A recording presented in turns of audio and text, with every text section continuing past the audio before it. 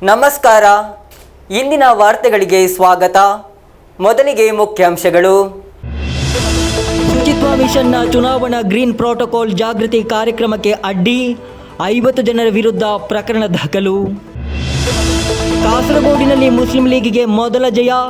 Manimunda 24ನೇ ವಾರ್ಡಿನಲ್ಲಿ Muslim league ಅಭ್ಯರ್ಥಿ ಶಮೀಮಾ teacher ಅವಿರೋಧವಾಗಿ ಆಯ್ಕೆ. ಕಾಸರಗೋಡು ಜಿಲ್ಲಾ ಶಾಲಾ ಕಲೋತ್ಸವದ ದಿನಾಂಕದಲ್ಲಿ ಮತ್ತೆ ಕಳವಳ. ಕ್ರಿಸ್ಮಸ್ ರಜೆಯಲ್ಲಿ ನಡೆಸಿದರೆ ಶಿಕ್ಷಕರು ಪ್ರತಿಭಟನೆ ನಡೆಸಬಹುದು ಎಂಬ ಹಿನ್ನೆಲೆಯಲ್ಲಿ ಪಾಣಾಜೆಯ ಆರ್ಲಪದು ಎಂಬಲ್ಲಿ ಚಿರತೆ ಪತ್ತೆ. ಬದರಿಯಾ ಮಸೀದಿ ಸಿಸಿಟಿವಿ ಕ್ಯಾಮೆರಾವನ್ನು ಪರಿಶೀಲಿಸಿದಾಗ ಚಿರತೆಯ ಇರುವಿಕೆ ಗೋಚರ. ಸ್ಥಳೀಯಾಡಳಿತ ಚುನಾವಣೆಗೆ ನಾಮಪತ್ರ ಸಲ್ಲಿಸಲು ನೀಡಿದ್ದ ಗಡುವು ಮುಗಿದಿದೆ.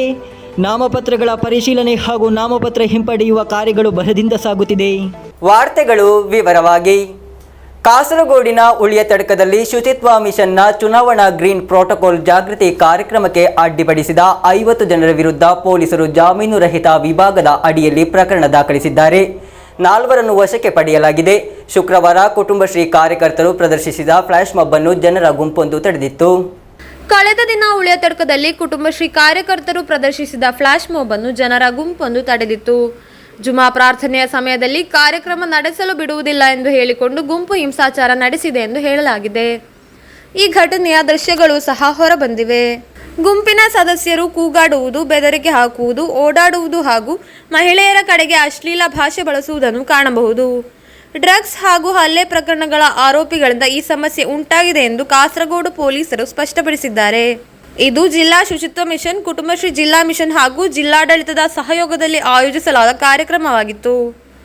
2025ರ ಸ್ಥಳೀಯಾಡಳಿತ ಚುನಾವಣೆಯ ಭಾಗವಾಗಿ ಗ್ರೀನ್ ಪ್ರೋಟೋಕಾಲ್ ಮಾನದಂಡಗಳನ್ನು ಖಚಿತಪಡಿಸಿಕೊಳ್ಳುವುದು ಇದರ ಉದ್ದೇಶವಾಗಿದೆ.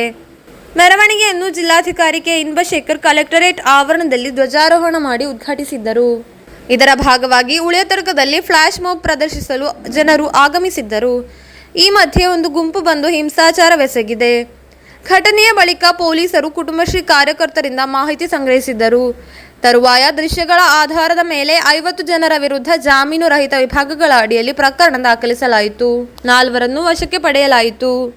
ರಾಜಕೀಯ ಪಕ್ಷಗಳು ಹಾಗೂ ಸಾರ್ವಜನಿಕರಲ್ಲಿ ಚುನಾವಣಾ ಪ್ರಚಾರ ಚಟುವಟಿಕೆಗಳಲ್ಲಿ ಗ್ರೀನ್ ಪ್ರೋಟೋಕಾಲ್ ಪ್ರಮುಖ ಪರಿಗಣನೆಯನ್ನಾಗಿ ಮಾಡುವ ಹಾಗೂ ಎಲ್ಲ ವಯಸ್ಕರು ತಮ್ಮ ಮತದಾನದ ಹಕ್ಕನ್ನು ಚಲಾಯಿಸುವಂತೆ ನೆನಪಿಸುವ ಗುರಿಯನ್ನು ಹೊಂದಿರುವ ಜಾಗೃತಿ ಕಾರ್ಯಕ್ರಮದ ಮೇಲಿನ ದಾಳಿಯು ವ್ಯಾಪಕ ಪ್ರತಿಭಟನೆಗಳಿಗೆ ಕಾರಣವಾಗಿದೆ. News bureau, Kasaragod. ಮಂಗಲ್ಪಾಡಿ ಗ್ರಾಮ ಪಂಚಾಯತ್ನ ಮಣಿಮುಂಡ 24ನೇ ವಾರ್ಡಿನಲ್ಲಿ ಮುಸ್ಲಿಂ ಲೀಗ್ ಅಭ್ಯರ್ಥಿ ಶಮೀಮಾ ಟೀಚರ್ ಅವಿರೋಧವಾಗಿ ಆಯ್ಕೆಯಾದರು. ನಾಮಪತ್ರಗಳ ಪರಿಶೀಲನೆಗೂ ಮುನ್ನವೇ ಇತರ ರಾಜಕೀಯ ಪಕ್ಷಗಳ ಯಾವುದೇ ಅಭ್ಯರ್ಥಿಗಳು ನಾಮಪತ್ರ ಸಲ್ಲಿಸದ ಕಾರಣ ಶಮೀಮಾ ಟೀಚರ್ ಅವರ ಗೆಲುವು ಖಚಿತವಾಗಿತ್ತು. ಮಂಗಲ್ಪಾಡಿ ಗ್ರಾಮ ಪಂಚಾಯತ್ನ ಮಣಿಮುಂಡ 24ನೇ ವಾರ್ಡ್ನಲ್ಲಿ ಮುಸ್ಲಿಂ ಲೀಗ್ ಅಭ್ಯರ್ಥಿ ಶಮೀಮಾ ಟೀಚರ್ ಅವಿರೋಧವಾಗಿ ಆಯ್ಕೆಯಾದರು. ನಾಮಪತ್ರಗಳ ಪರಿಶೀಲನೆಗೂ ಮುನ್ನವೇ ಇತರ ರಾಜಕೀಯ ಪಕ್ಷಗಳ ಯಾವುದೇ ಅಭ್ಯರ್ಥಿಗಳು ನಾಮಪತ್ರ ಸಲ್ಲಿಸದ ಕಾರಣ ಶಮೀಮಾ ಟೀಚರ್ ಅವರ ಗೆಲುವು ಖಚಿತವಾಗಿತ್ತು. ಈ ವಾರ್ಡ್ನಲ್ಲಿ ಬಿಜೆಪಿ ಹಾಗೂ ಎಡರಂಗ ಅಭ್ಯರ್ಥಿಗಳನ್ನು ಕಣಕ್ಕಿಳಿಸದಿರುವುದು ರಾಜಕೀಯ ಸುದ್ದಿಗಳಲ್ಲಿ ಚರ್ಚೆಯ ವಿಷಯವಾಗಿದೆ. ಈ ಸಂದರ್ಭ ಬಿಜೆಪಿ ವಾರ್ಡ್ನಲ್ಲಿ ಸುಮಾರು 160 ಮತಗಳನ್ನು ಹೊಂದಿದೆ ಹಾಗೂ ಎಡರಂಗ ಸುಮಾರು 200 ಮತಗಳನ್ನು ಹೊಂದಿದೆ ಎಂಬುದು ಗಮನಾರ್ಹ. ಕಳೆದ ಬಾರಿ ಮುಸ್ಲಿಂ ಲೀಗ್ನ ಭದ್ರಕೋಟೆ ಎಂದು ಪರಿಗಣಿಸಲಾದ ಈ ವಾರ್ಡ್ನಲ್ಲಿ ಲೀಗ್ ಸೋಲನ್ನು ಎದುರಿಸಿತ್ತು. ಆ ಸಂದರ್ಭ ಎಡರಂಗ ಹಾಗೂ ಬಿಜೆಪಿ ಸ್ವತಂತ್ರ ಅಭ್ಯರ್ಥಿಯನ್ನು ಬೆಂಬಲಿಸಿದಾಗ ಲೀಗ್ ವಿರುದ್ಧ ಗೆದ್ದ ಸ್ವತಂತ್ರ ಅಭ್ಯರ್ಥಿ ಬಳಿಕ ಲೀಗ್ ಪರ ನಿಲುವು ತೆಗೆದುಕೊಂಡರು. ನಾಮಪತ್ರ ಸಲ್ಲಿಸಲು ಕೊನೆಯ ದಿನವಾದ ಶುಕ್ರವಾರ ಶಮೀಮಾ ಟೀಚರ್ ಏಕೈಕ ಸ್ಪರ್ಧಿಯಾಗಿ ಹೊರಹೊಮ್ಮಿದರು. ಈ ಮೂಲಕ ಮಣಿಮುಂಡದ ಮೇಲೆ ಲೀಗ್ನ ಹಿಡಿತ ಮತ್ತೊಮ್ಮೆ ಬಲಗೊಂಡಿತು. Abdul Rahman Udyavara, news bureau, Manjeshwar. ಕಾಸರಗೋಡು ಜಿಲ್ಲಾ ಶಾಲಾ ಕಲೋತ್ಸವದ ದಿನಾಂಕದಲ್ಲಿ ಮತ್ತೆ ಕಳವಳ. ಕ್ರಿಸ್ಮಸ್ ರಜೆಯಲ್ಲಿ ನಡೆಸಿದರೆ ಶಿಕ್ಷಕರು ಪ್ರತಿಭಟನೆ ನಡೆಸಬಹುದು ಎಂಬ ಕಳವಳ ಶಿಕ್ಷಣ ಇಲಾಖೆಯ ಮನಪರಿವರ್ತನೆಗೆ ಕಾರಣವಾಗಿದೆ. ಡಿಸೆಂಬರ್ 30ರಿಂದ ಮೊಗ್ರಲ್ ಜಿವಿಎಚ್ಎಸ್ನಲ್ಲಿ 2 ಹಂತಗಳಲ್ಲಿ ಮೇಳ ನಡೆಸಲು ತೀರ್ಮಾನಿಸಲಾಗಿತ್ತು. ಡಿಸೆಂಬರ್ 30ರಿಂದ ಜನವರಿ 3ರವರೆಗೆ ಮೊಗ್ರಲ್ ಜಿವಿಎಚ್ಎಸ್ನಲ್ಲಿ 2 ಹಂತಗಳಲ್ಲಿ ಕಲೋತ್ಸವವನ್ನು ನಡೆಸಲು ನಿರ್ಧರಿಸಲಾಗಿತ್ತು. ಆದಾಗ್ಯೂ ಶಿಕ್ಷಣ ಇಲಾಖೆ ಈ ದಿನಾಂಕವನ್ನು ಬದಲಾಯಿಸುವ ಬಗ್ಗೆ ಯೋಚಿಸುತ್ತಿದೆ.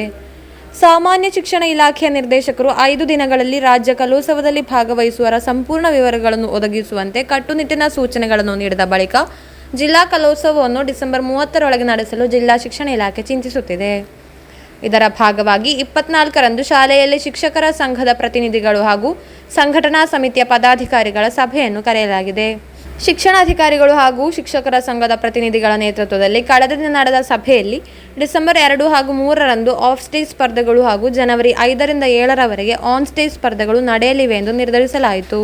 ಡಿಸೆಂಬರ್ 30ರಿಂದ ಜನವರಿ 3ರವರೆಗೆ ನಡೆಸುವುದಾಗಿ ತೀರ್ಮಾನಿಸಲಾಗಿತ್ತು.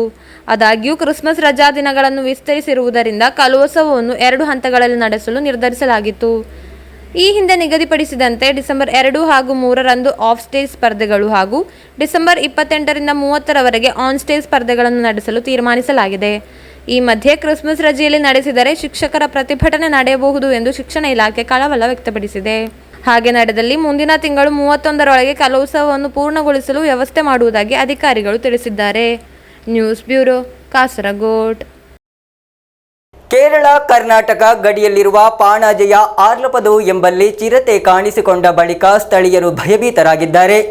ಸ್ಥಳೀಯ ನಿವಾಸಿಯೊಬ್ಬರು ಚಿರತೆಯನ್ನು ನೋಡಿದ ಹಿನ್ನೆಲೆಯಲ್ಲಿ ಇದನ್ನು ಖಚಿತಪಡಿಸಿಕೊಳ್ಳಲು ಹತ್ತಿರದ ಬದರಿಯಾ ಮಸೀದಿ ಸಿಸಿಟಿವಿ ಕ್ಯಾಮೆರಾವನ್ನು ಪರಿಶೀಲಿಸಿದಾಗ ಚಿರತೆ ರಸ್ತೆಯ ಉದ್ದಕ್ಕೂ ನಡೆದು ಹೋಗುತ್ತಿರುವುದು ಕಂಡುಬಂದಿದೆ. ಈ ದೃಶ್ಯಗಳು KSN ನ್ಯೂಸ್ಗೆ ಲಭ್ಯವಾಗಿದೆ. ಕೇರಳ ಕರ್ನಾಟಕ ಗಡಿಯಲ್ಲಿರುವ ಪಾಣಾಜೆ ಆರ್ಲಪದವು ಈಗ ಚಿರತೆಯ ಭೀತಿಯಲ್ಲಿದೆ.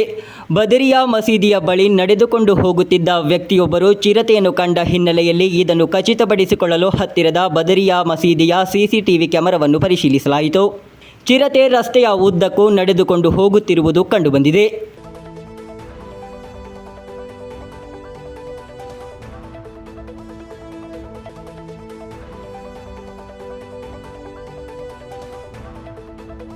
ಇದರೊಂದಿಗೆ ಇಡೀ ಪ್ರದೇಶವು ಭಯದಲ್ಲಿದೆ. ಈ ಮಧ್ಯೆ ಕಾಸರಗೋಡು ಬೇಡಡ್ಕ ಕೊಳತ್ತೂರಿನಿಂದ ಅರಣ್ಯ ಇಲಾಖೆ ಅಧಿಕಾರಿಗಳು ಬೋನಿನಲ್ಲಿ ಹಿಡಿದು ಕಾಡಿಗೆ ಬಿಟ್ಟ ಚಿರತೆ ಪಾಣಾಜೆ ಜನವಾಸವಿರುವ ಪ್ರದೇಶಕ್ಕೆ ಬಂದಿದೆ ಎಂದು ಸ್ಥಳೀಯರು ಗಂಭೀರ ಆರೋಪಗಳನ್ನು ಮಾಡುತ್ತಿದ್ದಾರೆ. ಈ ಪ್ರದೇಶದ ಬಳಿಯ ಬಂಡಾಜೆ ಮೀಸಲು ಅರಣ್ಯಕ್ಕೆ ಕೊಳತ್ತೂರಿನಲ್ಲಿ ಬೋನಿನಲ್ಲಿ ಸಿಕ್ಕಿಬಿದ್ದಿದ್ದ ಚಿರತೆಯನ್ನು ಬಿಡುಗಡೆ ಮಾಡಿರುವುದು ಭಾರೀ ಪ್ರತಿಭಟನೆಗೆ ಕಾರಣವಾಯಿತು. News bureau, Kasaragod. ಸ್ಥಳೀಯಾಡಳಿತ ಚುನಾವಣೆಗೆ ನಾಮಪತ್ರ ಸಲ್ಲಿಸಲು ನೀಡಿದ್ದ ಗಡುವು ಮುಗಿದಿದೆ. ಕೊನೆಯ ದಿನವಾದ ಕಳೆದ ಶುಕ್ರವಾರ ಕಾಸರಗೋಡು ಜಿಲ್ಲೆಯ ವಿವಿಧ ರಂಗಗಳ ಎಲ್ಲ ಅಭ್ಯರ್ಥಿಗಳು ತಮ್ಮ ನಾಮಪತ್ರಗಳನ್ನು ಸಲ್ಲಿಸಿದರು. ಅಭ್ಯರ್ಥಿಗಳು ಜಿಲ್ಲಾಧಿಕಾರಿ ಕಚೇರಿ ಸೇರಿದಂತೆ ಚುನಾವಣಾ ಅಧಿಕಾರಿಗಳ ಮುಂದೆ ಹೆಚ್ಚಿನ ಸಂಖ್ಯೆಯಲ್ಲಿ ಆಗಮಿಸಿದ್ದರಿಂದ ಭಾರೀ ಜನದಟ್ಟಣೆ ಉಂಟಾಯಿತು. ನಾಮಪತ್ರಗಳ ಪರಿಶೀಲನೆ ಶನಿವಾರ ನಡೆಯಲಿದೆ. ಸ್ಥಳೀಯ ಆಡಳಿತ ಚುನಾವಣೆಯಲ್ಲಿ ಸ್ಪರ್ಧಿಸಲು ನಾಮಪತ್ರ ಸಲ್ಲಿಸುವ ಕೊನೆಯ ದಿನಾಂಕ ಮುಗಿದಿದೆ. ನಾಮಪತ್ರ ಸಲ್ಲಿಸಲು ಕಳೆದ ಶುಕ್ರವಾರ ಮಧ್ಯಾಹ್ನ 3 ಗಂಟೆಯವರೆಗೆ ಅವಕಾಶವಿತ್ತು.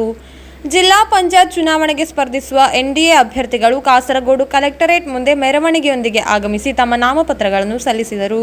ಹಿರಿಯ ಮುಖಂಡರಾದ ವಿ ರವೀಂದ್ರನ್, ಸತೀಶ್ ಚಂದ್ರ ಭಂಡಾರಿ, ವಲಯಾಧ್ಯಕ್ಷ ಅಡ್ವೊಕೇಟ್ ಕೆ ಶ್ರೀಕಾಂತ್, ಬಿಜೆಪಿ ಜಿಲ್ಲಾಧ್ಯಕ್ಷೆ ಅಶ್ವಿನಿ ML, ಪ್ರಧಾನ ಕಾರ್ಯದರ್ಶಿ ಎನ್ ಬಾಬುರಾಜ್, ಜಿಲ್ಲಾ ಕಾರ್ಯದರ್ಶಿ ಕರ್ಷಕ ಮೋರ್ಚಾ ಜಿಲ್ಲಾಧ್ಯಕ್ಷ ಸುಕುಮಾರನ್ ಕಾಲಿಕಡವು, ST ಮೋರ್ಚಾ ಜಿಲ್ಲಾಧ್ಯಕ್ಷ ನಾರಾಯಣ್ ನಾಯ್ಕ್ ಮೊದಲಾದವರು ಅಭ್ಯರ್ಥಿಗಳೊಂದಿಗೆ ಆಗಮಿಸಿದ್ದರು. UDF ಅಭ್ಯರ್ಥಿಗಳು ಸಹ ಮೆರವಣಿಗೆಯೊಂದಿಗೆ ತಮ್ಮ ನಾಮಪತ್ರಗಳನ್ನು ಸಲ್ಲಿಸಿದರು. SDPI NCP ಅಭ್ಯರ್ಥಿಗಳು ಹಾಗೂ ಸ್ವತಂತ್ರ ಅಭ್ಯರ್ಥಿಗಳು ತಮ್ಮ ನಾಮಪತ್ರಗಳನ್ನು ಸಲ್ಲಿಸಿದರು. ಕೊನೆಯ ದಿನವಾಗಿದ್ದರಿಂದ ವಿವಿಧ ಪಕ್ಷಗಳ ಅಭ್ಯರ್ಥಿಗಳು ಕಲೆಕ್ಟರೇಟ್ ಸೇರಿದಂತೆ ಚುನಾವಣಾಧಿಕಾರಿಗಳ ಕಚೇರಿ ಮುಂದೆ ಹೆಚ್ಚಿನ ಸಂಖ್ಯೆಯಲ್ಲಿ ಆಗಮಿಸಿದ್ದರಿಂದ ಭಾರೀ ನೂಕುನುಗ್ಗಲಿಗೆ ಕಾರಣವಾಯಿತು. ನಾಮಪತ್ರ ಸಲ್ಲಿಕೆ ಪೂರ್ಣಗೊಂಡ ಬಳಿಕ ಸ್ಪರ್ಧೆಯ ಚಿತ್ರಣ ಸ್ಪಷ್ಟವಾಗುತ್ತಿದೆ. ಪರಿಶೀಲನೆ ಶನಿವಾರದಂದು ನಡೆಯಲಿದ್ದು ನಾಮಪತ್ರಗಳನ್ನು ಹಿಂಪಡೆಯಲು ಕೊನೆಯ ದಿನ ಸೋಮವಾರವಾಗಿದೆ. ಇದರೊಂದಿಗೆ ಕೇರಳದ ರಾಜಕೀಯದಲ್ಲಿ ಹುರುಪು ಹಾಗೂ ಸಡಗರದಿಂದ ತುಂಬಿದ ಸ್ಥಳೀಯ ಆಡಳಿತ ಚುನಾವಣಾ ಪ್ರಚಾರ ಪ್ರಾರಂಭವಾಗಲಿದೆ. ಕಾಸರಗೋಡಿನ ಅನೇಕ ಸ್ಥಳಗಳಲ್ಲಿ ಬಂಡುಕೋರರು ಪಕ್ಷಗಳಿಗೆ ಬೆದರಿಕೆ ಹಾಕುತ್ತಿದ್ದಾರೆ. ಬಂಡುಕೋರರು ಹಾಗೂ ಅತೃಪ್ತರನ್ನು ಸಮಾಧಾನಪಡಿಸಲು ಪಕ್ಷಗಳು ಎಲ್ಲಾ 18 ಗ್ರಾಮಗಳಿಗೆ ಭೇಟಿ ನೀಡುವಲ್ಲಿ ನಿರತವಾಗಿವೆ. ಅಧಿಕೃತ ಅಭ್ಯರ್ಥಿಗಳಿಗೆ ಬೆದರಿಕೆ ಒಡ್ಡುವ ಬಂಡುಕೋರರು ಹಾಗೂ ಸ್ವತಂತ್ರರ ನಾಮಪತ್ರಗಳನ್ನು ಹಿಂಪಡೆಯಲು ಪ್ರಯತ್ನಗಳು ಸಹ ನಡೆಯುತ್ತಿವೆ. News bureau, Kasaragod. KSRTC ಬಸ್ಸಿನಲ್ಲಿ ಗಾಂಜಾ ಸಹಿತ ಪ್ರಯಾಣಿಸುತ್ತಿದ್ದ ಓರ್ವರನ್ನು ಮಂಜೇಶ್ವರ ಎಕ್ಸೈಸ್ ಅಧಿಕಾರಿಗಳು ಬಂಧಿಸಿದ್ದಾರೆ. ಕಲ್ಲಿಕೋಟೆಯ ವಡಕೆ ಪಾಂಡಿಗ ಶಾಲಾ ವಳಪ್ಪ ನಿವಾಸಿ ಅಜಿನಾಶ್ VK ಆಗಿದ್ದಾನೆ ಬಂಧಿತ ಆರೋಪಿ. KSRTC ಬಸ್ಸಿನಲ್ಲಿ ಗಾಂಜಾ ಸಹಿತ ಪ್ರಯಾಣಿಸುತ್ತಿದ್ದ ಓರ್ವನನ್ನು ಮಂಜೇಶ್ವರ ಎಕ್ಸೈಸ್ ಅಧಿಕಾರಿಗಳು ಬಂಧಿಸಿದ್ದಾರೆ. ಕಲ್ಲಿಕೋಟೆ ತಾಲೂಕಿನ ಪಂದಲಾಯಿನಿ ವಿಲೇಜ್, ಬೀಚ್ ರೋಡ್, ಕೋಲಾಂಡಿ ವಡಕೆ ಪಾಂಡಿಗ ಶಾಲಾ ವಳಪ್ಪ ನಿವಾಸಿ ಅಜಿನಾಶ್ VK ಆಗಿದ್ದಾನೆ ಬಂಧಿತ ಆರೋಪಿ. ಈತನ ಕೈಯಿಂದ 9 ಗ್ರಾಂ ಗಾಂಜಾ ವಶಪಡಿಸಲಾಗಿದೆ. ಮಂಜೇಶ್ವರ ಎಕ್ಸೈಸ್ ಚೆಕ್ಪೋಸ್ಟ್ನಲ್ಲಿ excise inspector Jinu James BU ನೇತೃತ್ವದ ತಂಡ ಕಾರ್ಯಾಚರಣೆ ನಡೆಸಿದೆ. ಮಂಗಳೂರು ಭಾಗದಿಂದ ಕಾಸರಗೋಡಿಗೆ ಬರುತ್ತಿದ್ದ ಬಸ್ನೊಳಗೆ ತಪಾಸಣೆ ನಡೆಸಿದಾಗ ಗಾಂಜಾ ಪತ್ತೆಯಾಗಿತ್ತು. ಇದರಂತೆ ಆರೋಪಿಯನ್ನು ಬಂಧಿಸಿ NDPS ಪ್ರಕರಣ ದಾಖಲಿಸಲಾಗಿದೆ. ಕಾರ್ಯಾಚರಣೆಯ ತಂಡದಲ್ಲಿ ಸಿವಿಲ್ ಎಕ್ಸೈಸ್ ಆಫೀಸರ್ಗಳಾದ ರತೀಶ್ ಹೋಪಿ, Prashanth Kumar AV, preventive grade officer Noushad K, assistant excise inspector Janardhanan K ಜೊತೆಗಿದ್ದರು. News bureau, Kasaragod. ಕಾಸರಗೋಡು BMHSನ NCC ವಿದ್ಯಾರ್ಥಿಗಳಿಂದ ಪುನೀತ್ ಸಾಗರ ಅಭಿಯಾನದ ಅಂಗವಾಗಿ ಕಡಪುರ ಸಮುದ್ರ ಪರಿಸರವನ್ನು ಶುಚೀಕರಣಗೊಳಿಸಲಾಯಿತು. NCC ದಿನಾಚರಣೆಯ ಪ್ರಯುಕ್ತವಾಗಿದೆ ಸಮುದ್ರ ಪರಿಸರ ಶುಚಿತ್ವ ಕಾರ್ಯಕ್ರಮ ಆಯೋಜಿಸಿರುವುದು. ಕಾಸರಗೋಡು BMHSನ NCC ವಿದ್ಯಾರ್ಥಿಗಳಿಂದ ಪುನೀತ್ ಸಾಗರ ಅಭಿಯಾನದ ಅಂಗವಾಗಿ ಕಡಪುರ ಸಮುದ್ರ ಪರಿಸರವನ್ನು ಶುಚೀಕರಣಗೊಳಿಸಲಾಯಿತು. NCC ದಿನಾಚರಣೆಯ ಪ್ರಯುಕ್ತವಾಗಿದೆ ಸಮುದ್ರ ಪರಿಸರ ಶುಚಿತ್ವ ಕಾರ್ಯಕ್ರಮ ಆಯೋಜಿಸಿರುವುದು.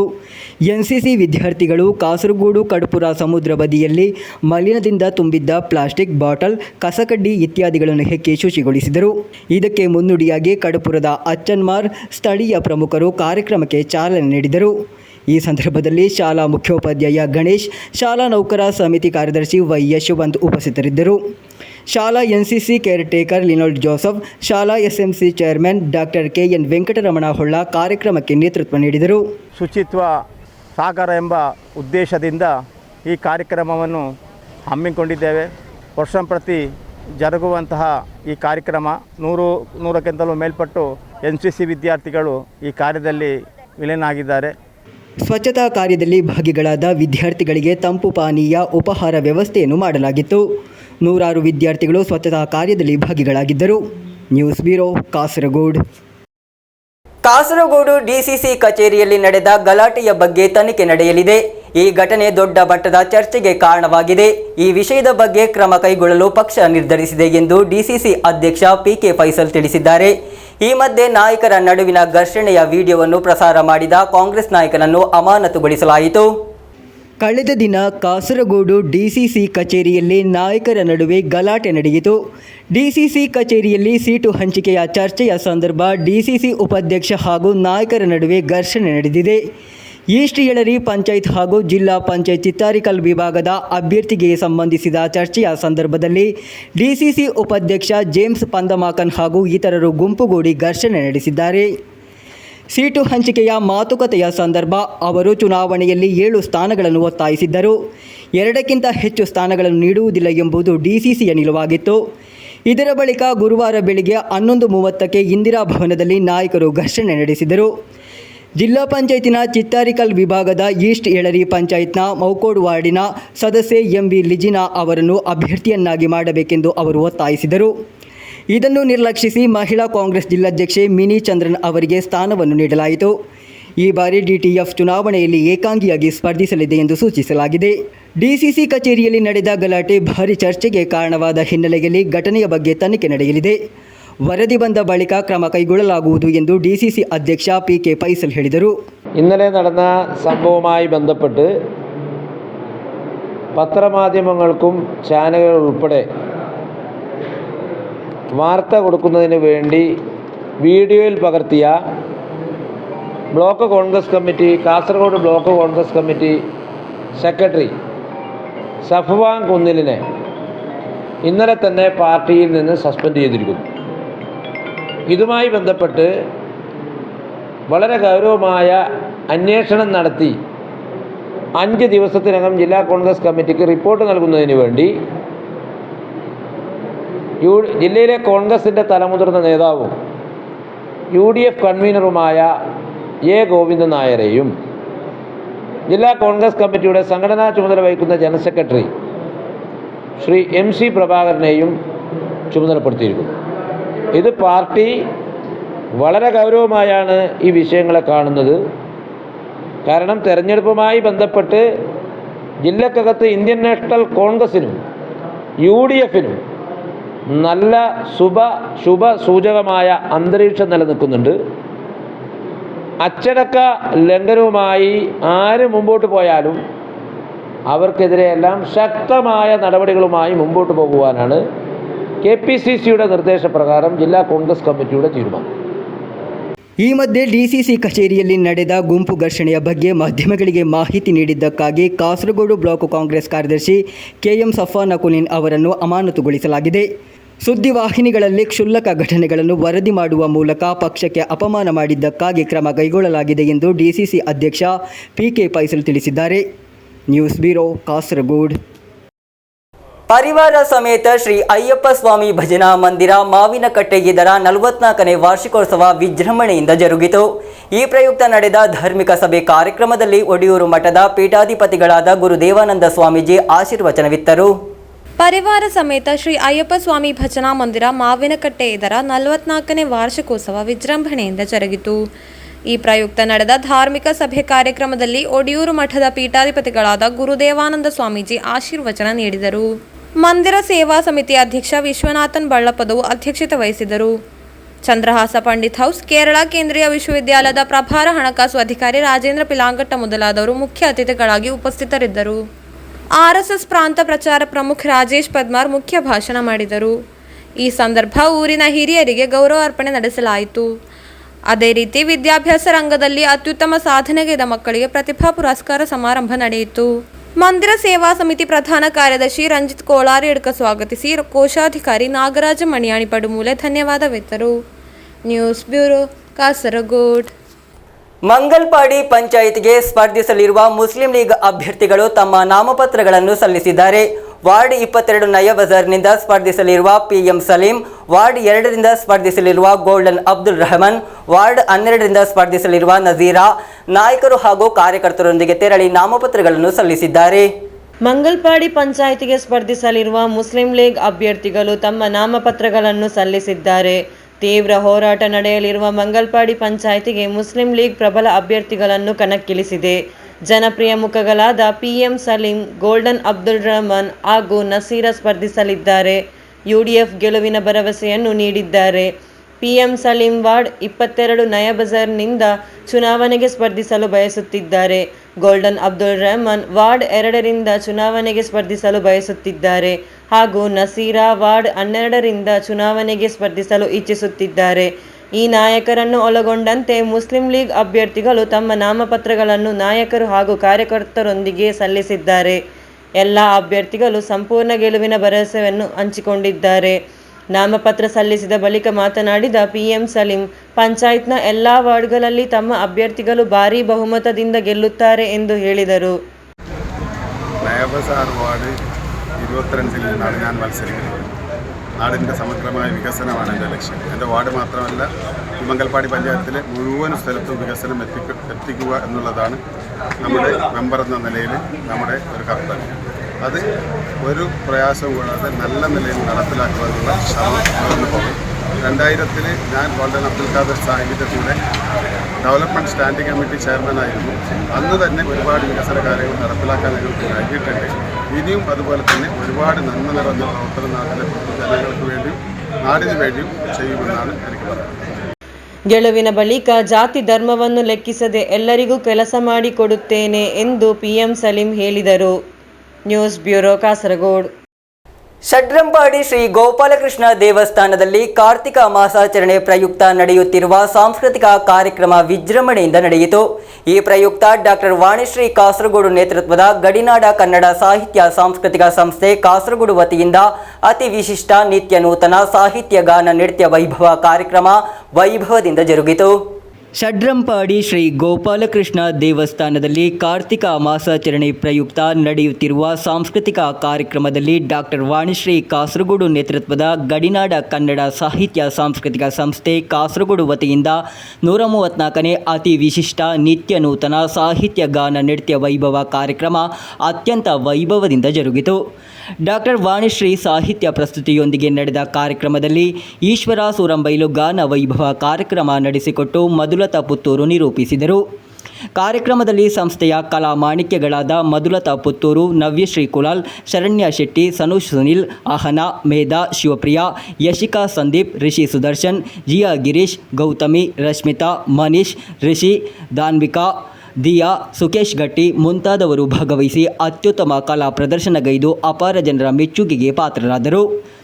ಡಾಕ್ಟರ್ ವಾಣಿಶ್ರೀ ಅವರಿಗೆ ಷಡ್ರಂಪಾಡಿ ವಿಭಾಗದ ಸಂಸ್ಥೆಯ ಕಲಾವಿದರು, ಪಾಲಕರು, ಪೋಷಕರು ಸೇರಿ ಶಾಲು ಹೊದಿಸಿ ವಿಶೇಷ ಸನ್ಮಾನ ಪತ್ರ ನೀಡಿ ಗೌರವಿಸಿದರು. ಸಂಸ್ಥೆಯ ಕಲಾ ನಕ್ಷತ್ರ ಜಿಯಾ ಗಿರೀಶ್ ಅವರ 13ನೇ ವರ್ಷದ ಹುಟ್ಟುಹಬ್ಬವನ್ನು ದೀಪ ಬೆಳಗಿಸಿ ನೆರೆದ ಸಕಲ ಜನರಿಗೆ ಸಿಹಿ ಹಂಚುವ ಮೂಲಕ ವೈವಿಧ್ಯಮಯವಾಗಿ ಆಚರಿಸಲಾಯಿತು. ಡಾಕ್ಟರ್ ವಾಣಿಶ್ರೀ ಅವರಿಗೆ ದೇವಸ್ಥಾನದ ಪ್ರಸಾದ ಕೊಟ್ಟು ಹರಸಲಾಯಿತು. ಎಲ್ಲ ಕಲಾವಿದರಿಗೆ ಸಂಸ್ಥೆಯ ವತಿಯಿಂದ ಗಣ್ಯರ ಸನ್ಮುಖದಲ್ಲಿ ಗೌರವ ಸ್ಮರಣಿಕೆ ನೀಡಿ ಅಭಿನಂದಿಸಲಾಯಿತು. ದೇವಸ್ಥಾನದ ಮುಖ್ಯಸ್ಥ ಶಂಕರನಾರಾಯಣ ಭಟ್ ದೇವರ ದೀಪದಂತೆ ಮನಸ್ಸು ಪ್ರಜ್ವಲಿಸಲಿ ಎಂದು ತಮ್ಮ ಆಶೀರ್ವಚನದಲ್ಲಿ ಜಿಯಾ ಗಿರೀಶ್ ಅವರಿಗೆ ಶುಭ ಹಾರೈಸಿದರು. ಕಾರ್ಯಕ್ರಮದಲ್ಲಿ ಶಂಕರನಾರಾಯಣ ಭಟ್, ಕೃಷ್ಣಮೂರ್ತಿ, ಗೋಪಾಲಕೃಷ್ಣ ಭಟ್, ರಾಜೇಶ್, ಅಚ್ಯುತ ಭಟ್, ಸತೀಶ್ ಭಟ್, ಅಶ್ವಿನಿ, ನಿವೇದಿತಾ, ದಾಕ್ಷಾಯಿಣಿ, ಗಿರೀಶ್, ರಾಜೇಶ್, ಉಷಾ, ನವೀನ್, ಲತಕುಮಾರಿ, ಪ್ರತಿಭಾ ಮುಂತಾದ ಗಣ್ಯರು ಉಪಸ್ಥಿತರಿದ್ದರು. News bureau, Kasaragod. ಕೊನೆಯಲ್ಲಿ ಮತ್ತೊಮ್ಮೆ ಮುಖ್ಯಾಂಶಗಳು. ಶುಚಿತ್ವ ಮಿಷನ್ನ ಚುನಾವಣಾ ಗ್ರೀನ್ ಪ್ರೋಟೋಕಾಲ್ ಜಾಗೃತಿ ಕಾರ್ಯಕ್ರಮಕ್ಕೆ ಅಡ್ಡಿ, 50 ಜನರ ವಿರುದ್ಧ ಪ್ರಕರಣ ದಾಖಲು. ಕಾಸರಗೋಡಿನಲ್ಲಿ ಮುಸ್ಲಿಂ ಲೀಗಿಗೆ ಮೊದಲ ಜಯ. ಮಣಿಮುಂಡ 24ನೇ ವಾರ್ಡಿನಲ್ಲಿ ಮುಸ್ಲಿಂ ಲೀಗ್ ಅಭ್ಯರ್ಥಿ ಶಮೀಮಾ ಟೀಚರ್ ಅವಿರೋಧವಾಗಿ ಆಯ್ಕೆ. ಕಾಸರಗೋಡು ಜಿಲ್ಲಾ ಶಾಲಾ ಕಲೋತ್ಸವದ ದಿನಾಂಕದಲ್ಲಿ ಮತ್ತೆ ಕಳವಳ. ಕ್ರಿಸ್ಮಸ್ ರಜೆಯಲ್ಲಿ ನಡೆಸಿದರೆ ಶಿಕ್ಷಕರು ಪ್ರತಿಭಟನೆ ನಡೆಸಬಹುದು ಎಂಬ ಹಿನ್ನೆಲೆಯಲ್ಲಿ ಪಾಣಾಜೆಯ ಆರ್ಲಪದು ಎಂಬಲ್ಲಿ ಚಿರತೆ ಪತ್ತೆ. ಬದರಿಯಾ ಮಸೀದಿ ಸಿಸಿಟಿವಿ ಕ್ಯಾಮೆರಾವನ್ನು ಪರಿಶೀಲಿಸಿದಾಗ ಚಿರತೆಯ ಇರುವಿಕೆ ಗೋಚರ. ಸ್ಥಳೀಯಾಡಳಿತ ಚುನಾವಣೆಗೆ ನಾಮಪತ್ರ ಸಲ್ಲಿಸಲು ನೀಡಿದ್ದ ಗಡುವು ಮುಗಿದಿದೆ. ನಾಮಪತ್ರಗಳ ಪರಿಶೀಲನೆ ಹಾಗೂ ನಾಮಪತ್ರ ಹಿಂಪಡೆಯುವ ಕಾರ್ಯಗಳು ಭರದಿಂದ ಸಾಗುತ್ತಿದೆ. ಇಂದಿನ ವಾರ್ತಾ ಸಂಚಿಕೆ ಇಲ್ಲಿಗೆ ಮುಕ್ತಾಯವಾಯಿತು. ಮುಂದಿನ ವಾರ್ತಾ ಸಂಚಿಕೆಯೊಂದಿಗೆ ಮತ್ತೆ ಭೇಟಿಯಾಗೋಣ. ವಂದನೆಗಳು.